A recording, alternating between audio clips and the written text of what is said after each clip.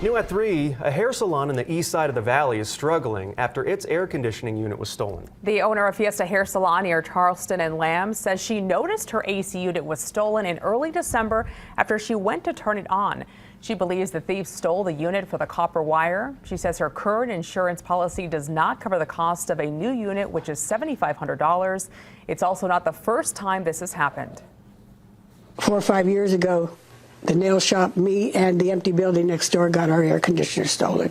5 years ago, 6 years ago. We're going to stay here as long as we can, but you know, people are not going to come in the summer when it gets 80 and 90 degrees.